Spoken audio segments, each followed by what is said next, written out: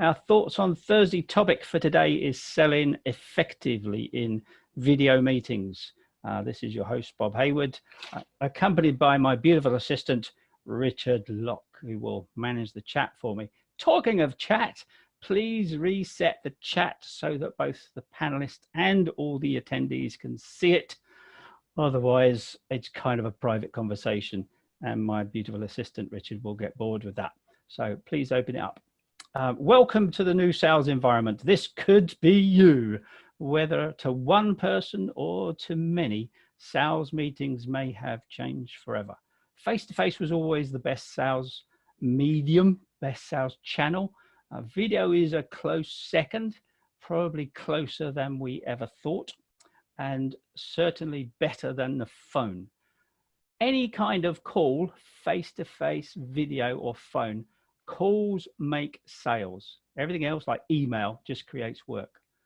Now, as success comes from doing the right things well enough and often enough, then we've got to watch out because the right things may just have changed and therefore we have to adopt some new behaviors. Now, in this webinar, I promise you 3 keys to keeping the prospect engaged, 2 ways to build rapport as if you were really there, and 1 huge lesson on being professional in front of the camera, plus a ton of extra ideas. At the end, there is a huge offer and 1 lucky winner will take away a very valuable prize. Along the way, there are lots of ideas and also you get some generous extras for completing the feedback survey at the end of the webinar. Please keep a notepad and pen to hand, Word document, keyboard you choose. There are over 45 lessons embedded into this webinar. If you record some of your learning and act on it, you're going to get a lot of value. If you listen and act, you will get some value. If you take no action, then you just had a nice start to the day. 3 real important keys to engagement. Sales engagement, meeting engagement. We have to have credibility, relevance, and value. Perceived credibility. Everything you do before, during, and after either adds to or detracts from the credibility that you're putting across. We cannot talk ourselves into a sale that our behavior talks ourselves out of. We have to build credibility. Relevance, well, if it's not relevant, if there's no need, if there's no pain, if there's no gain, then we're not going to get a sale. I remember Nick Baldock, my best sales buddy, talking about a guy who was selling seats at a sales conference live on that day. And he was reducing the price from $100 to $75 to $50 to $25 to this one prospect. He kept reducing the price down, down, down, down, down. Ultimately, the salesman realized the guy just wasn't interested. If there is no need, then it is no sale. If there's no return on investment, if there's no payback period, if there's no removal of the pain, if there's no gain from this process, no perceived value, then you're really going to struggle. Credibility. Let's start with credibility, and particularly in this virtual world with the wonders of video.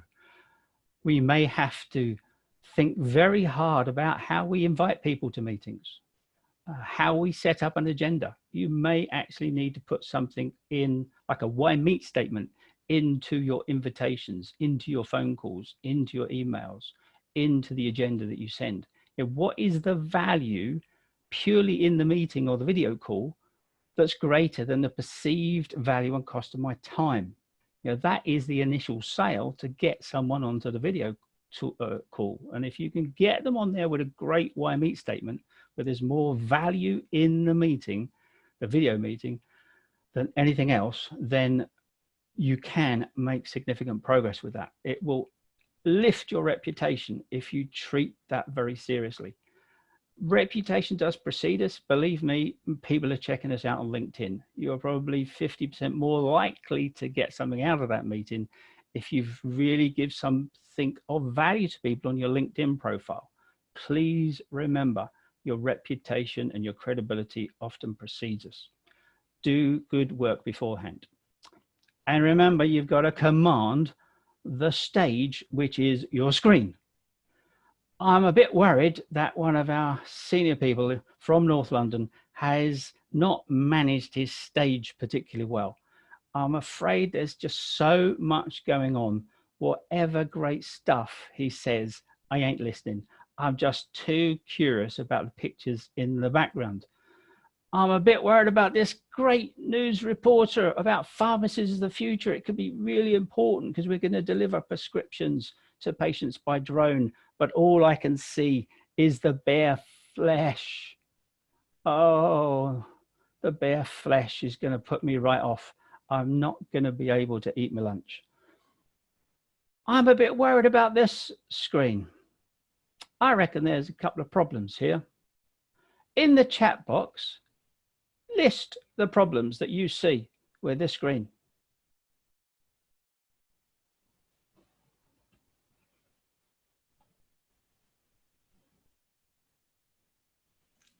Okay, so we've got, it's too dark, we can see up their nose, lighting looks bad, looking down to the customer, 2 nostrils, angle of her face. Yeah, it looks like a ghost. Well, that's true. Okay, yeah, so it's well, more to do with camera angle and facial vision. Yes, I am fed up looking up people's noses. Will you please lift? Well, could we all please help train our prospects and customers and our friends to lift the level of the camera to their face, or lift their face up to the level of the camera? Let's stop looking at other people's nose. I managed to get the chat box open, and now my little presenter thing doesn't want to work, so I shall use my other button. That's very interesting. Get the chat box open. There we go. So the camera is what we need to look at.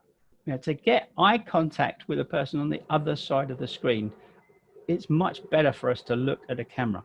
If you're looking directly at the camera, then it will be like you are looking into that person's eyes. If you look at them on the screen, then that's not the case. Now, if you can get a bit of space, sit back so that there's a top half of you showing, not just your face. Keep your eyes on the camera, not the person. That really helps build rapport. Watch your body language. Personally, stand up. Your posture is much better if you stand up. Your voice changes, your facial expressions change, you're able to move a little bit. Try and keep your movement within the confines of the screen. Be careful not to go crazy and start dancing around the room. All these things will transmit energy and enthusiasm and help you build rapport. Try a standing desk. You could go for a posh one, a little bit more expensive, with double screens. You know, sitting is the new smoking, so we don't want to be smoking. We don't want to be sitting. It can make a big difference if you really stand and give your diaphragm a chance to move so that you can breathe. It will make your voice a fraction deeper and helps you be more persuasive. You could buy a cheaper version for £45 and just use it for one screen. And all of them have the flexibility to be done at different levels. But the goal is to get your eye at the same level as the camera. Ideally, the second goal would be to stand when you're on the calls, so it gives you better posture, better breathing, better tonality, better energy. Watch out for sound. Sound is important on both sides. It's worth checking that you've got a good enough microphone, probably with a friend or a colleague rather than on a call. What I really struggle with is when people jump on a call and go, "Can you hear me?" It's really nice to be able to trust the technology and open with something else. So be careful that you've got good volume your end and good volume their end. Watch out for noise in your own background. Today I'm using a headset, working from home today. There are people around, there's people outside working. I don't want to use the open mic. This will be a better mic. It will pick up less of that background noise. So you worry a little bit about the noise and make sure it's the best you can have it. Of course, we've got to plan. We're salespeople. Of course, we plan our calls. We are, of course, going to research the prospect. We're going to dig into their background and their likely pains. That's not changed. We would like to know who their competitors are and who our competitors are and think it through. Of course, we would set some objectives for the call. You want a big step forward and a baby step forward. My big step forward, if I can, the fantasy is one call closing. I would like to get as far as I possibly can in one call. We waste too much time on callbacks, and far more businesses could go for one call closing than actually do. Still, if you set yourself a huge step forward as your main objective, then do have a backup plan. It's fair and reasonable to carry a spare in your car, even if it's one of those smaller blow-up types. So having a big step forward and a baby step forward is a great thing for all salespeople, whether you're using the video or face-to-face. Of course, you're going to plan the agenda, and hopefully you'll be brave enough to send it to the person beforehand. Of course, you're going to plan your questions, because we know that questions are the real thing that unblocks everything for us. They enable us to build rapport, because people are talking and develop trust in us. And of course, we learn loads and loads of information, which is incredibly valuable if we've created some really good, open, elaborative questions. Of course, we're going to plan our pitch. Of course, we're going to anticipate what objections might come up or what questions might come up so that we could prepare for them. And you also have to prepare for your close and what your follow-up would be. Let's think that through, particularly if your big goal is to go for a close and to get a big next step, then we want to make sure that we've got all those things in place and we're ready for them. And also remember to plan and prepare to share your screen. If you're going to share your screen during a video call, you need to take a few seconds beforehand or a few minutes if necessary, clear your desktop of any extra tabs or programs, shut everything down that you don't need, not just from a privacy issue, it just shows professionalism, which is really important. The screen is your stage, and that's what we've got to control. Watch out for the weapons of mass insomnia. A line stolen from my good friend and beautiful assistant, Richard Locke. It's very easy to bore people to death. One of my clients lost a bid for a £13 million project. His audience was 17 global directors who only met once a quarter. He had a 60-minute space and he prepared 95 slides. They died of boredom. By the time I got hold of him and we had a chance to work on it, we turned those 95 slides into 6 short 1 to 3 minute videos. He insisted on having a couple of extra slides, so he ended up with 9 slides. We had the VP of finance saying, we must do it, it's going to save us a fortune. We had the VP of manufacturing saying, this will solve a big black hole. And with those 9 slides, including those 6 3-minute videos, he walked out with $13 million. 1 point per slide. Let's just make 1 point per slide. 10 slides in 20 minutes. And one way of forcing yourself to think about 1 point per slide is to keep the font size large. You keep the font size large, you can't write much. And it changes the way that you will interact with your prospects, who will hopefully become your customers. Oh, relevance. Relevance we need to talk through. We've spoken a bit about credibility. We're going to speak a bit about value. It's hard to disconnect these three. They're so joined up. You know, why would we say anything to a prospect that's not relevant to them or their situation? It's like saying, shut up to the prospect. You can't be ready to buy yet because I've not finished my presentation. I've not finished asking all my questions. Video, it's even more so. In a video meeting, it seems that brains are processing lots more information and maybe even faster. I know from running training exercises in a classroom and running those same training exercises online on a video, on a Zoom meeting, they take half the time. It's like the delegates get bored more easily. You know, often from a classroom basis, I'd say I've got to make the delegates laugh every 11 minutes. On a video, it might be down to 3 or 4 minutes, where you've got to have some kind of interaction, some kind of emotional response in order to make a huge difference.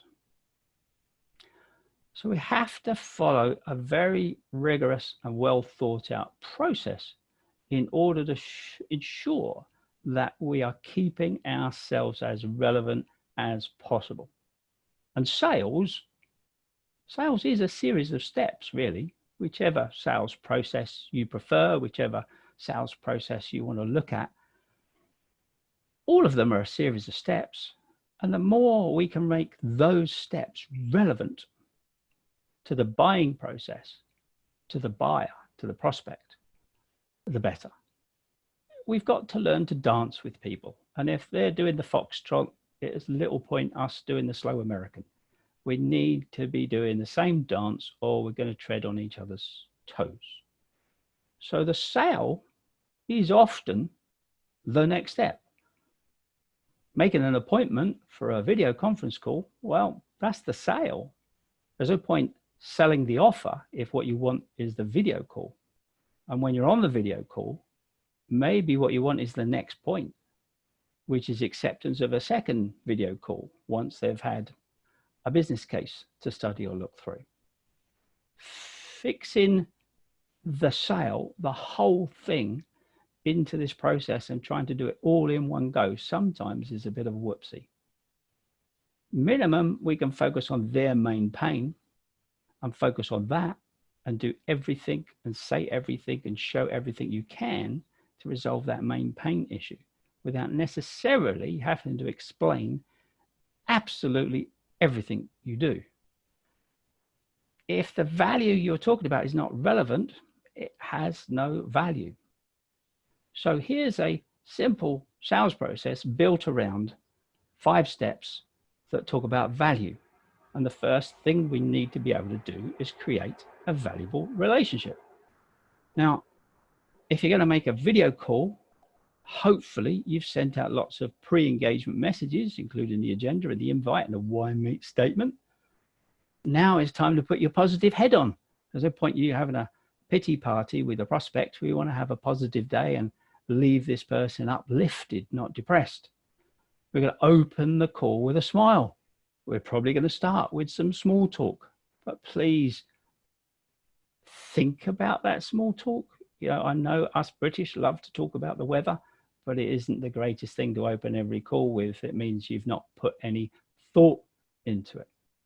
So think about your eye contact. How are you going to get eye contact? We make rapport and trust decisions an awful lot based on eye contact. The simplest way to get eye contact is look at the camera. Use people's names. Names are the sweetest sound in any language. Write them down if necessary, so that you've got them on post-it notes spread around your screen in the same position of the people if you wish, or write them on your notepad. The process of writing them down, even if you never look at your notes again, will help a little bit with the memory. The 2 most important ways that you can build rapport as if you were really there is through looking at the camera to give you the eye contact. And secondly, being genuinely interested rather than trying to be interesting. And if we're genuinely interested, we are going to ask lots of questions. We're going to be insatiably curious in a humble and engaging way. And that is going to make a huge difference. Yes, we're going to understand value, and we're going to ask lots of open questions. We're going to listen well. We're going to let the caller know that we are listening. We're going to use the words that people use That's the easiest thing to match in a video phone call. It's much harder to match body language. We're only talking head and shoulders for a lot of people. We're sometimes talking waist up or desk up. It's really tough. It's easier, much easier to start replaying words that people have used. Parrot phrase rather than paraphrase would help you show your empathy with the people that are on the call. Provide value. Yes, you've got to explain your offer somehow. At some point, we'll take a look at that. But it's got to be relevant. Relevant stories. Stories sell. Facts help us in a small way. No way as much as a story. Stories hook emotions. Stories are remembered. Stories are enabling people to get involved emotionally. And getting emotionally involved or physically involved, even on a video call, is a huge advantage. You know, I have a client who sends a kit to a prospect before the video call. And the kit is for a very clever desk ornament. It's kind of flat packed. It's 4 components, and they build it live. They build it live on the phone call with some instructions. It works a dream because they're physically involved. How could you involve physically some of the people on your call? Visual aids, demos, screen shares. Why are we the only ones doing the screen shares? How about getting them to do the screen shares? That could easily be put into the agenda. The satellite to see X, Y, and Z. Will you be able to do a screen share for me? Mondrell's one of my clients who sells some wonderful sports cars, particularly Porsches. Use a 360-degree virtual reality process, even now, to sell high-value premium Porsches and sports cars. They can get the prospects that visualize themselves sat in that car, and that is a much greater hook to any kind of fact that they could deliver. So even though there's value in our offer, we have to deliver it in a way. The method of delivery has to provide value. Agree actions. Of course, we want to agree actions, and we're going to talk about closing later. From an overview point of view, I'd rather create relationships, open minds, create value, demonstrate value. All of those things mean agreeing the next steps are much simpler. You know, it is much smarter to put the smarts at the front end, to do the hard work at the front end of a sales process rather than trying to get clever at closing. And lifetime value. What is your average customer's lifetime value? I mean, how much profit, GP, do you make per average customer per year? And how long are they with you for? You know, the longer they're with you, the more you've got a chance of growing direct business, the more you've got a chance of building referred business. And on referrals, please remember that if you give referrals, you're more likely to get them back. Make a practice of referring suppliers and customers to your customers and prospects. If you give twice as many referrals as you want to get back, you're probably going to get an awful lot more referrals. The referred business and growth in direct business over 7, 8, 9, 10, 20 years, that makes every sale incredibly profitable. Please think about it and work it out. So let's think about a call, a specific call. Let's think about opening a meeting in a slightly different way. Imagine the opening of a sales call as the beginnings of a chess game. Start the meeting differently. Add some credibility, relevance, and some value. You could start the meeting like this. It's called an opening gambit. You could state your goal that you want to achieve out of this meeting, but phrase it in their self-interest. My goal for this meeting is to ensure I understand enough about your situation so that I can make an initial recommendation, one that you're confident with, that will add significant value to your business, one that you feel comfortable with, so that making the next logical step is a no-brainer. What would you like to get out of this meeting? What are your goals? Once they've described what they want to get out of the meeting, how long have you got? Be careful, times change. Even though you booked an hour, they might only have a few minutes now. If it's not long enough, negotiate your way out. Don't show disrespect by trying to rush them or you. If they want all day, negotiate it down for the hour, the 90 minutes that you've got. But do check you've got the time nailed. Otherwise, you get partway through the presentation and they pull the plug and you're going to struggle to get anything out, even the next meeting. Lastly, where do you want to start? Now that, in their mind, gives them control of the meeting. You're the one asking the questions, so you're the one in control. But it enables people to have a sense of ownership over the meeting. That builds confidence, that builds respect, that builds rapport. It shows them, showmanship, that you really don't mind where you start. You're flexible. It's a demonstration of your confidence that you know your stuff. You really don't mind. And quite often, if you have a little bit of initial rapport and trust already, certainly if you have some credibility, you've already shown some relevance and value, they will take you straight to their hotspot, straight to that pain point. And that can save you an enormous amount of time in going through all the blah, blah that we would normally do to warm everybody up. So it's called an opening gambit. 4 things to go through to begin a meeting. Remember, you do have to control the meeting. Particularly if you've got a conference call, you have to be sure that everybody actually knows each other. They might not in these days. They could be being pulled from different parts of the world to come onto a call. So if they don't know each other, then ask each person to identify themselves before they contribute. When anybody asks a question, repeat it so everybody has heard it. Make sure that you warn people. Things like open the chat box up, mute your microphones when you're not speaking, and unmute them when you do want to speak. If you're going to ask them to screen share, do let them know to close other things down so that it speeds the whole process up. Do make eye contact with the camera. That way it looks like you're looking straight at them. Now, in a physical meeting, we talk about spotlighting and floodlighting. We'd floodlight our eyes across the whole audience. We'd only do that these days with a virtual meeting to keep an eye, in a sense, on what's going on and how the other people are interacting before going back to the spotlight of the camera.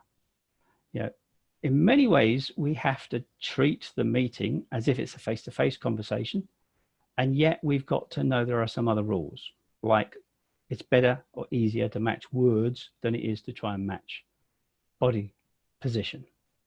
Use names, use stories, use their words. If you can use their name, use their stories, use their words, it will help you build rapport and control the meeting. Having opened the meeting well, we got a chance to ask some questions.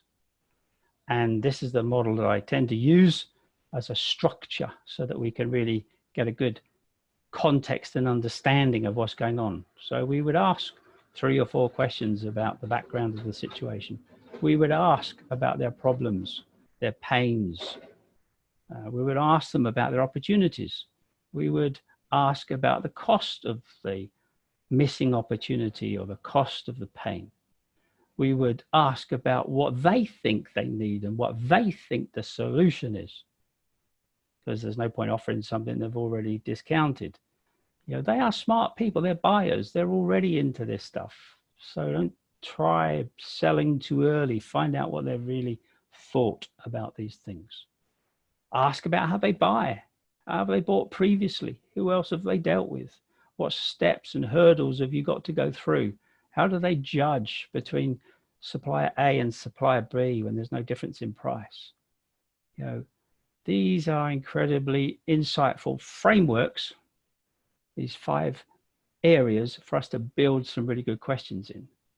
Now, this process stopped one client sending hundreds of quotes a week, and they now send around 3 business cases. This process has enabled Mondrails to sell high-value cars on video even now. Summarizing. Of course, if you've asked a bunch of questions, you do have to summarize what people said. And on a call, video call, it's often better to do that more often. Yes, you're going of a solution, but we only want to provide the little bit that they really need, not everything. I remember being on one accompanied visit to a very posh set of offices who wanted some sliding doors for their very posh offices for the C-suite of these extremely well-positioned and well-paid high-level global directors. And the salesman I was accompanying spent 7 or 8 minutes waxing lyrical about how well the sliding doors work when they're used in kitchens. At least he mentioned examples from some other clients. There was no kitchen involved in this project. It was offices. So here's 3 keys to keeping people engaged during a video call, a sales meeting on Zoom. Show, tell, and ask. We can show the feature. I can show you the features of the steel frame. I can tell you that we've got 249 shelters that have stood up in the roughest winds in the UK, and only one had minor damage and was repaired for free. I can ask you how you might feel more confident with that fact. You won't have to worry. This will stand up. I can show you the features of the matrix fabric, and I can tell you the benefit that it doesn't stretch. It'll last for 25 years. It needs very little maintenance and only water to clean it. And I can ask you, would that help you save time, effort, and money? Show, tell, ask. Now, one way of me demonstrating the value of what you can also do on a video is ask one of your clients to talk to one of your prospects on the video call. Because you are on a video call, you can show videos. So depending on the bandwidth, my end and your end, this video will either stream nice and smoothly or might be a little bit jumpy. The audio, we've tested it, sounds perfect. So here's Craig from ZapShelter. Hi Bob, I thought I'd say just a few words about our time working together. Before you came on board, we were struggling with sales strategy and really overall company structure. You helped us to implement the SpinBee sales strategy and also the customer focus tool, both of which have been invaluable in helping us to focus on what really matters and help us to get results. You also introduced us to the company scoreboard, which has given us a clearer picture of the position of the business each month. Another significant benefit to us has been the implementing of the empathy styles model, which has helped us to understand the team better and to recruit more successfully. And finally, you helped us to clear the rubbish and understand that success simply means doing the right things well enough, often enough. Thank you, Bob. Craig can tell you, I can show you Craig's, and let him tell you, let him show you. And now I can ask, is that the sort of thing that would help you? Wonderful things that we can do with videos. We can involve our customers and help promote our business and answer issues in the presentation and answer questions when we get to the objections. Somehow in your presentation, one of the ways that you provide value is to make sure you include both the hook and the carrot in your presentation and in the summary. The hook is the pain and the carrot is the gain. More people are motivated to change supplier and make a change in their purchasing process or pick up a new product or new service because of pain. Pain dominates of the 2 basic motivators. Please include both to be on the safe side. So now we're going to agree some next actions. We've created a valuable relationship. We've understood perceived value from their side. We've provided some evidence of value from our side, got some nodding dogs along the way because they're agreeing with us. And now we can begin to signpost what we want as the next step. And the sale may just be the next step. for a lot of situations, we're not going to do true one call closing and sign up the order. We can still do one call closing and get the commitment, the agreement to the next step. So you might say something like this: Bob, earlier on you said you had this problem and it's causing you these issues and it's costing you this much. Well, next I recommend you do A, B, and C, which means just from taking that action, you will get this benefit. And on the way, you'll develop this as an additional resource. Is that the sort of thing you'll find helpful? I'm not trying to close the whole deal. I'm pitching the next step. And the next step must have greater perceived value than perceived cost. A pound to me is not a pound to you. If I can get a perception that I'm giving you £10 for every £1 you're giving me, then I've got a much better chance. We have to, at this stage, answer two questions. Why is the next step an obvious and a sensible one for the prospect to take? And what is the relevant value that they get in return for taking that step, regardless of whether in the end they become a customer? That makes that recommended next step a no-brainer for the vast majority of people. And then we could start with trial closing. Yeah, based on what you've heard so far, what are some of the questions that you'd like to have answered before you go ahead? And this may provoke what we need at this stage, that is a buying signal, those wonderful things called concerns or questions or objections. You know, concerns are normal. Plan for them, prepare for them, be ready for them, expect them. It's part of the prospect's never-ending journey as a buyer. He's going to make a decision, he's going to implement it, things will change over time. As they change, he recognizes he's got more needs. He will evaluate some options, including one of yours, and then he'll go looking to resolve the concerns, the differences between your offer and somebody else's.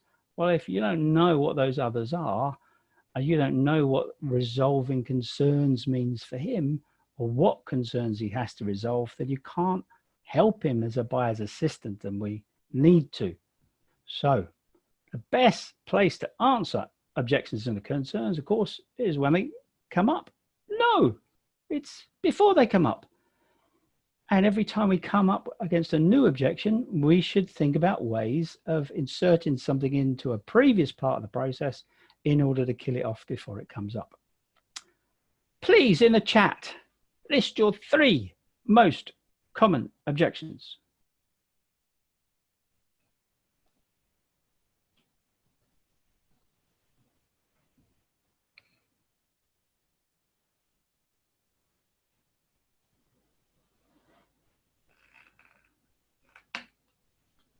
Can you see them now, Bob, the chat? So you've got, I don't like you. We already had a supplier that we're happy with. Cost, timing, decisions. What to see if you get a better deal. I can get it cheaper somewhere else. We have no budget. Too expensive. How much does it cost? I love that. Nice question, Jazz. How much? I need to speak to my wife. Lol. Yes, well, most of us are in that camp, I guess. Well, assuming on your relationship status.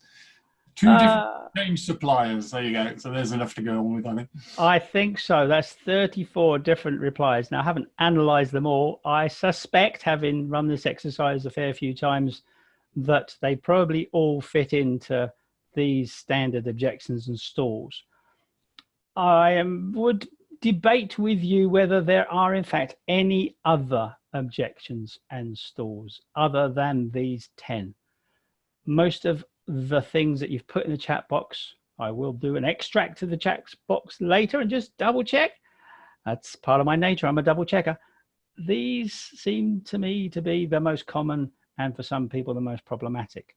Now, if there are only 10 possible objections, surely our job as professional salespeople, sales managers, sales directors is to make sure we got the answers ready, because they're going to come up at some point. And all that goes wrong quite often in a journey through a sales process is we're just not ready for one of these objections. Now, it's fair to say that an awful lot of the time, the sale only begins when you get an objection. Up to that point, you're an order taker. Now, I'm quite happy to take orders, and I will work really hard at the front end to make sure that the closing part of the process is as simple and easy as possible. I still have to be ready to handle questions and concerns because they're a normal part of a buyer's life cycle. These are the 10. Please work on them. How do you handle objections? Make a supportive comment or compliment so he doesn't think that you think he's a numpty or she's a numpty. Ask them to explain a little bit more by making an objection or asking you a question. They've broken rapport. Get them to talk a little more. It gives you more information and gives you a chance to re-establish a bit of rapport, which is needed to build trust. Why do you want trust? Because you're going to give them some advice and you'd quite like them to take it. Ask if they have any other questions, because often people have 2 reasons for saying no. The real reason and the one they say first, which sounds better or sounds easier, like, I don't like the price. Finally, we answer their real objection. And there are lots of ways of handling those objections. Now, you might think that a few people would have an objection to buying a very expensive, high-performance sports car during a lockdown when they cannot go to the dealership to try the car out. Well, let Steve give you a little bit of information. Good afternoon, Bob. Short message from me to say thank you for the sales training you recently ran for my business. As you know, the guys needed bringing up to speed, and we were looking for some coaching for them and some new ideas. And the pain and gain model that you used to get them thinking, along with all the other coaching you did, was absolutely first class. In fact, it became something that was introduced immediately when they re-engaged in work the day after each of the coaching sessions. So thank you for that. It was really good. And even with their video presentations, I mean, now with COVID, we're using video to sell cars as much as any other medium. And even then, they're certainly bringing in all the techniques, particularly that you've covered, to help us sell more vehicles. So thank you again. Thank you for the coaching you've done over the years, and certainly thank you very much for the sales coaching. It was first class. And yes, hopefully we'll get some football soon. You never know. Tottenham might even get a few results, Bob. You never know. Thanks again, Bob, and look forward to working with you real soon. Thank you. Bye-bye. Yeah, Steve's a great guy with a great company and has done really well, even though he's not a Spurs fan like me. Never mind, he can't be perfect. These 2 videos that I've shown you, yes, they've been about Bob, and forgive me for that blatant promotion. I'm using them as examples of how you can answer objections or present features and benefits in an interactive way on a video call. What do you think is a good close? Please define a good close. Put something in the chat box. How would you define a good close?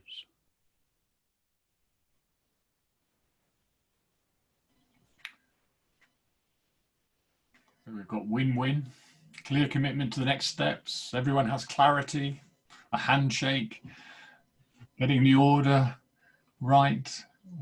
When are you wanting delivery? Yeah. Agreement to buy, contract signed. Okay. 61 responses. Thank you for that. Here's my definition of a close, a good close. It's a reasonable and fair request made at a reasonable and fair time. And of course, the person who decides whether the request, the close, is fair and reasonable is, of course, the prospect. We can make fair and reasonable requests throughout the whole of the video call, the face-to-face meeting, or a phone call. We can every now and again ask some closed questions mixed in with our open elaborative questions and get ourselves some yeses, and that will build onto a staircase of agreements. People will get used to saying yes. We'll build their attention, we'll increase their interest, we'll build their desire, and we'll get to a point of shared understanding and agreement. Now, there are plenty of closes. My preference is to use trial closes, like what else would you like to know before we get started? We'll use any of these 5, but I really don't stray outside these 5. If you have to use other fancy techniques, then really we haven't done enough work at the front end. We can talk more about closing another time. So there's our simple value-based sales process.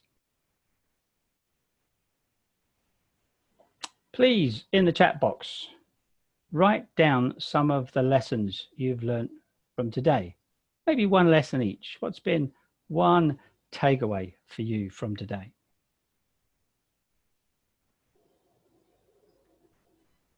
Can you see the chat now, Bob, or not? If I open the chat, then I lose control of the widget, which is fine. I've got it, it's all right. How to structure presentations, camera angle, testimonials. Thank you. Keep it brief, structure the videos. Screen is your stage, 1 point per slide, 30 font, structure, plan and call, need to plan more, listen more to them.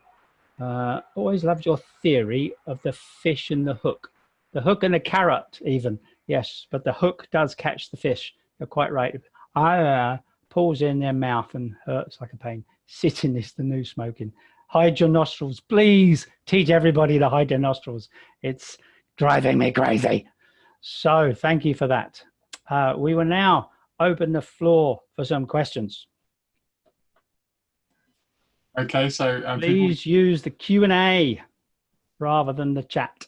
Yeah, which is what I was going to say. While people are thinking about questions, Bob, I've got one from Daniel that came in earlier, to do with Mandrel and the video stuff. What virtual visual software do Mandrel use? Do you know? I will happily ask Steve. He has used the phrase. It's not their own, so they didn't write it. So if you could make a note of Dave, and I will get him an answer from Steve. And if other people would like that as well, then just let us know in the Q&A, or yeah, put it in the Q&A. Actually, there's from Stephen, there's a note that says, we use See It Now. Ah, Steve's on the call. Go, Steve. Thank you. So we use See It Now. See It Now. Thank you, Steve. Much appreciated. Capital C, word it, and then now, N-O-W in capitals. Okay, Julia said, can you repeat the hook and the carrot? Okay, so the hook is the pain that the prospect is trying to get rid of. So the hook goes into the fish's mouth, and pulls them towards the sale process. Pain is a greater motivator than the gain. Too often salespeople go feature benefit, feature benefit, feature benefit. That's a carrot, and it's not always as motivational. It doesn't always get people to change, to get the hard earned readies out of their pocket. But if it hurts, if it hurts, they don't have any choice. They want to get rid of that pain. So the hook is the pain point, the carrot is the gain point. Don't forget to renew your equity card, Bob. Right. Giles said, how would you suggest choosing suitable background for video calls? I mean, I think Richard on the presentation program a couple of weeks ago did a really good job of showing that, you know, if with a reasonably plain curtain or green screen or blue screen behind us, even if it is literally a curtain hung up on a rail across 2 pieces of furniture, then that can form a blue screen on which you can project onto. So I'm not I'm not in front of a green screen today. So Zoom has a facility which enables you to put a background behind you, even though you've not got a green screen. If I move too much, then I disappear. So it's much better to do what Richard tends to do, and that's use a green screen, which does not have to be expensive, can be freestanding. You can do it the Heath Robinson way, and it will enable you to look far more professional. And in terms of images, Jar, basically it's suitable for whoever you're talking to. So for example, I've got a free image I got offline, which I've used for a couple of years now, which is just a corporate office look. And obviously if you're talking to corporate people, you know, I sometimes have meetings with people where they've put up them on their holiday on a beach or something. And if you know them well, that's fine, but it's all about the image being appropriate to the person that you're dealing with. And in sales, that's even more important.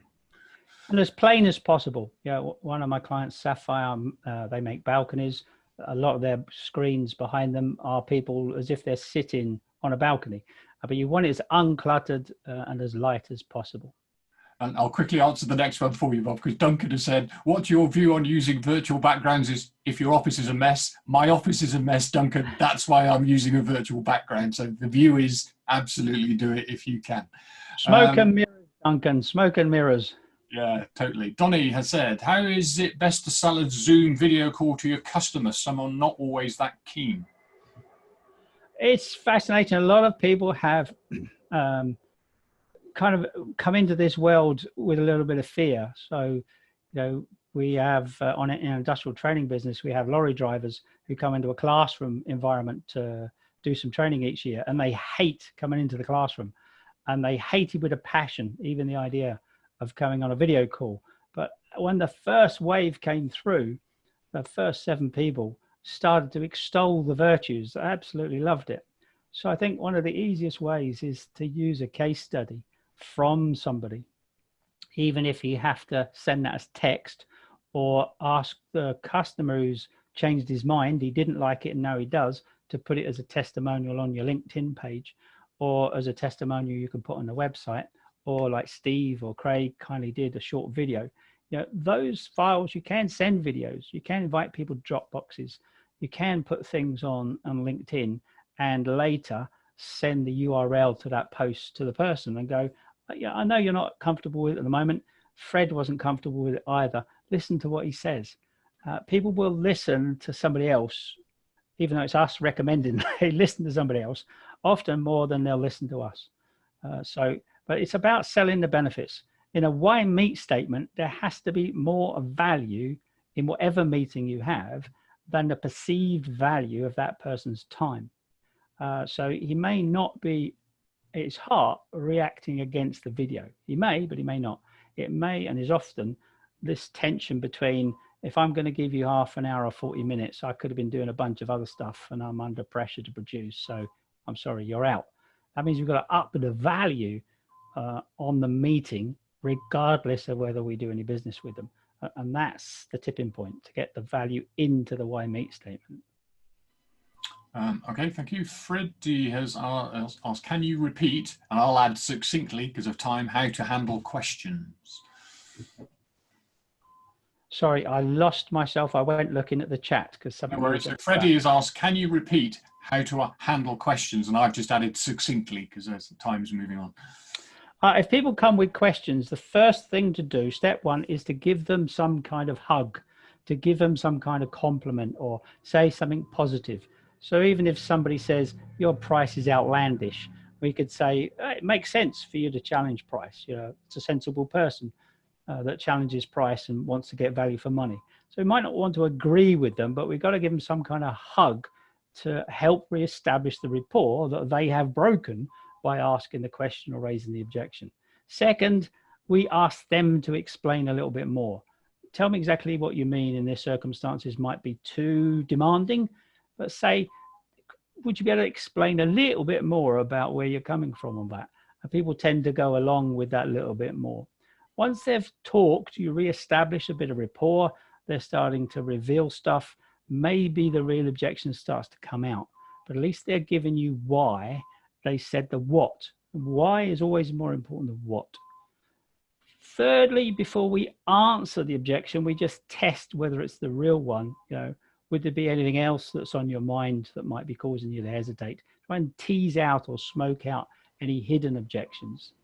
And then finally, we will produce an answer to their real objection, hopefully a video testimonial from a happy customer, a written testimonial, some statements, something you could show, tell, and ask because you're back into a presentation mode. Was that succinctly enough, Richard? Marvellous, thank you very much. You're very welcome. Question from Jazz, possibly last question, I think. Those who fear video, could you say you can keep your video off, but then you will talk through your visuals? It's interesting. This world of webinars was new to us a couple of months ago, and we tried that, and the feedback was that the delegates, the participants, yourselves as an audience, would much prefer to see both myself as a host and any of the panelists that are on the call as well, because we tried hiding a few of them a few times. So I think the answer is no. You're far better off getting comfortable with the camera. And if that means you need to do a bit of work with somebody like Richard, or practice it a few times in front of the most scary, safe audience you can think of, maybe your children, your wife, your partner, your colleagues, then getting comfortable with it can make a big difference. It's a bit like telesales people who don't like being overheard, and they want to go and hide in a room and close the door so nobody can hear them speaking. It's an issue of confidence. And really, as sales professional, we need to build up our confidence. And one of the ways of building up our confidence is to step out our comfort zone and do something we feel uncomfortable, provided it's in a reasonably safe environment. And therefore, practicing to camera all the way through with some friends or your family or some colleagues before you go into the hard knock world of real prospects and customers would be my advice. Yeah. Personally, eye contact is so important to rapport, so important to building trust when we're not physically there. That's far more important. Overcome that fear. Yeah, and the bottom line, as somebody said earlier, is people buy from people. So, if you're not on camera, you are making life a lot harder for yourself. It's still human to human. Yeah. Whatever we phrase this as, whether we think you're selling B2B, business to business, or you think you're selling business to consumer, we are selling human to human. And now more than ever is a time to be human.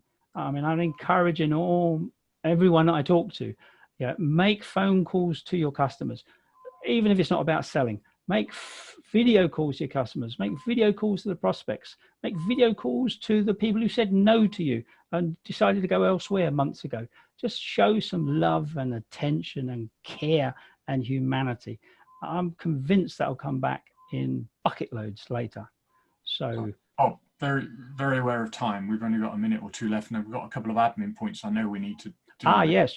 One of them, Pat had asked about there's confusion over the start time of 10 a.m. originally. Will there be a recording of this available, please? There is a recording, and that was me. I was the numpty that set up the Zoom webinar, and although everything else said 11 o'clock, somehow I set the webinar on Zoom up at 10. So there is a recording. I'll make sure it's available to everybody. So apologies for that. We did update the notice, or I did upload the notice yesterday, but of course that may have been too late for some people. So to finish off, special offer time. Thank you for all those who are still with us. We very much appreciate that. What is the special offer?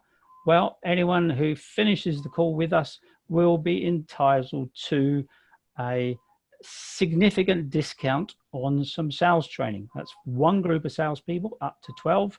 We'll do it over Zoom. We'll do it in 4 sessions of 90 minutes, and I've taken £1,000 off the price. So when you complete your feedback survey, if that's of interest to you, please let us know. I did say there was going to be a lucky draw, and Richard, you're responsible for randomly selecting by a random number generator our lucky prize winner. And having randomly selected, it is, I've written it down and lost it, Ralph Barter. Ralph Barter. So well done, Ralph. Well done, Ralph. Ralph, you are entitled to one 90-minute sales training session via Zoom for a group of people of up to 12, 100% free. And if you complete the exit survey, you'll get a free copy of the ebook Persuade, the best-selling book that Nick Bordock and I wrote. And at the moment, I'll also send you the link to remote working and fit for purpose leadership. And they are still at the low price. Now, the good news with the money from remote working and fit for purpose leadership is it's going to a children's charity. So please donate The children's charity is helping those in lockdown and is supporting their mental health. There is also a final offer of a 30-minute chat. You can have a chat with any of the panelists, Richard, Jim Heatherton, Kate Turner, Walter Blackburn, or myself, either on Zoom, Skype, or by phone.